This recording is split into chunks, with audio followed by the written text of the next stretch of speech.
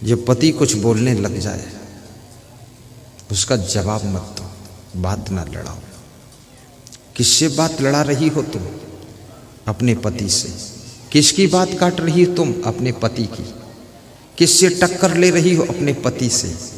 ये कौन बुद्धिमानी है? आपका पति है।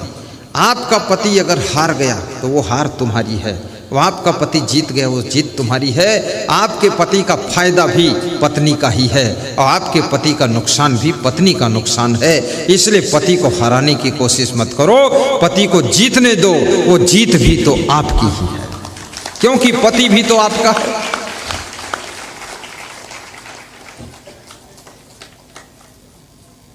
और आपकी पत्नी कभी कुछ जिद कर देती है, ज्यादा उससे तर्क वितर्क मत करो। उसको शांति से बता दो, ठीक है जैसा तुम बोलती हो ऐसे हो जाएगा, जाओ खुश रहो। आपकी वाइफ यदि कहे कि मैं मायके जाना चाहती हूँ, रोकना मत। बुद्धिमान पति बनो, तुरंत उसको पैसे दे दो, 1000 2000, सामान बांध दो, गाड़ी में बिठा के छोड़वा दो। 10 दिन फोन मत करो, मोबाइल मत करो। 11वें दिन उसका फोन आ जाएगा कि मैं आना चाहती हूँ, तो तुम ये कह दो आइए आपका घर है, लेकिन बहुत दिन बाद गई हो, 10 दिन और रह लो अपने माता पिता के पास। सारा दिमाग ठिकाने आ जाएगा, दोबारा जिंदगी में कान पकड़ लेगी, कभी नहीं जाने का नाम लोगी। लेकिन तुम्हें तजुर्बा नहीं है। जब वो जाने को बोलती है तो तुम कहते हो नहीं जाने दूंगा, रुको भी, तो वो समझ जाती है कि अब जाने के नाम पर इसको तड़फाया जा सकता है। बार बार कहेगी जाऊंगी जाऊंगी, जाने दो और लेने मत जाओ, आने दो। जब आए तो भी कहो आ गई तो अच्छा है, 2-4 दिन और रह लेती तो भी ठीक था, चल जाता है।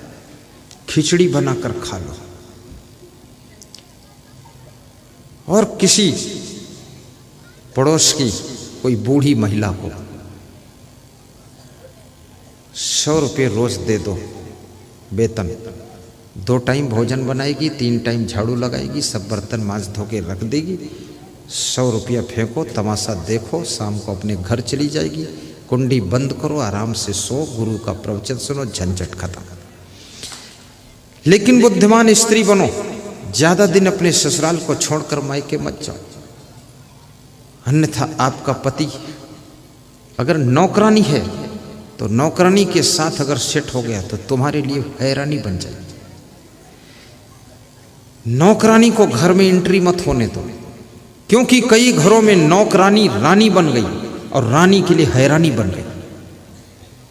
इसलिए नौकरानी को ज्यादा चांस मत दीजिए, क्योंकि नर और नारी का मन बड़ा चंचल होता, फिसलने वाला होता है। और जिस चीज को मनुष्य प्राप्त कर लेता है उसका रस खत्म हो जाता है, और जो चीज इसको नहीं प्राप्त हुई है उसमें इसको रस दिखाई देता है। जो गाड़ी तुमको मिल गई है अब उस गाड़ी में तुमको खुशी नहीं है, जो गाड़ी नहीं मिली है उस गाड़ी पर तुम्हारी नजर है। जो स्त्री तुम्हारी पत्नी बन गई है उसमें अब तुमको कोई रस नहीं है, लेकिन जो स्त्री दूसरी कोई निकलती है उसमें तुम्हें रस दिखाई देता है। दूसरा पुरुष निकलता उसमें रस दिखाई देता है। और वो पुरुष और वो स्त्री जिसमें रस दिख रहा, वही अगर तुम्हारा पति तुम्हारी पत्नी बन जाती तो उसमें भी आज तक रस खत्म हो गया होता। इसलिए याद रखना, इस चंचल मन को नियंत्रित कीजिए और चंचल भैंस जैसी आदत छोड़ दीजिए। एक भैंस थी, भैंस की कहानी है।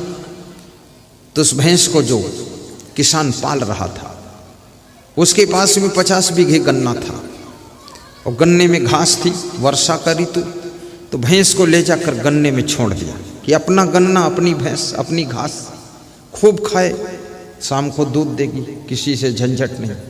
और भैंस को 50 बीघे के प्लाट के गन्ने में छोड़ा। और भैंस तो भैंस, उसने सोचा अरे इतनी हरी भरी घास, तो थोड़ा आगे बढ़ूं, और आगे बढ़ी। 5 मिनट में 50 बीघे गन्ने को क्रॉस करके दूसरे के गन्ने में चली गई। दूसरे के गन्ने का मालिक आया, डंडा लेकर बोला तुम्हारी भैंस मेरे गन्ने में। तो उसने कहा भगवान बचाए भैंस से, 50 बीघे का बड़ा प्लाट, और उस गन्ने की घास चरने के लिए इसको स्वतंत्र छोड़ा गया, और ये अपने गन्ने को छोड़कर, अपनी घास को छोड़कर, अपने खेत को छोड़कर इतना जल्दी क्रॉस करके निकल गई दूसरे गन्ने खेत में। तुम्हारा मन भी भैंस जैसा है, जो मिला है उसका तुम आनंद लेते नहीं हो, जो दूसरे का है उसमें ललचाते रहते हो। ये भैंस बनना छोड़ दो।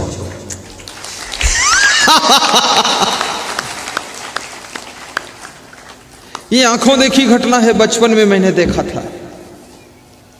बचपन में देखा तो वो कहानी आज याद आती है।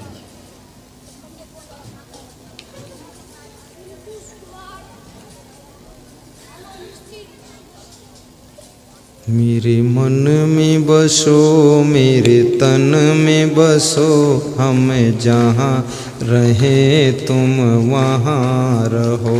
मेरे मन में बसो, मेरे तन में बसो, हम जहाँ रहे तुम वहाँ बसो। मेरे मन में बसो, मेरे तन में बसो, हम जहाँ रहे तुम वहाँ बसो। मेरे मन में गाइए महाराज, मेरे तन में बसो, हम जहाँ रहे तुम वहाँ बसो।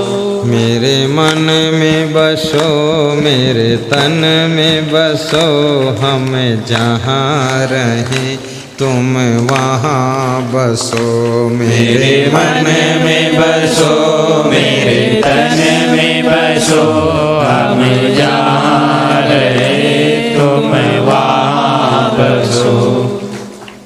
बोलिए सद्गुरु भगवान की जय। बहुत आनंद आ रहा है,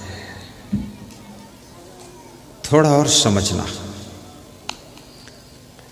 विद्यार्थी जीवन एक साधना का समय है, त्याग का समय है, और जब तुम्हारे अंदर त्याग की क्षमता आ जाती है, अब कुछ देखने का मन नहीं है, नहीं देखन की चाह है, नहीं सूंघन की चाह, नहीं मिलने की चाह है, केवल तन निर्वाह। वैज्ञानिक कौन बनता है?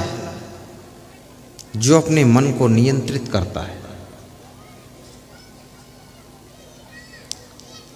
और शक्तियों को नियंत्रित करके देखो तो तुम्हारी जिंदगी में चमत्कार क्या होता है।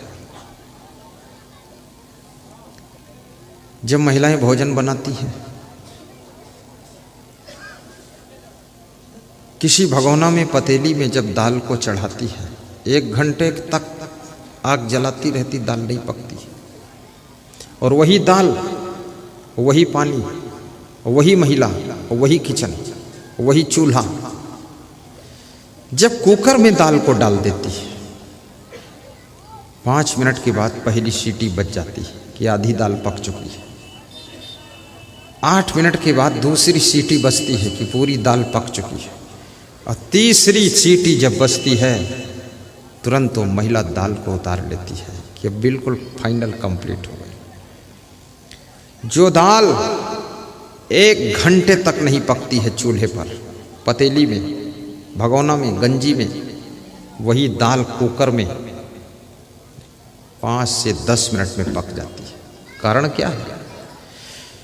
पतीली में स्टीम कंट्रोल नहीं है और कुकर में स्टीम कंट्रोल है, और कुकर में स्टीम कंट्रोल है तो 1 घंटे में होने वाला कार्य 10 मिनट में हो जाता है।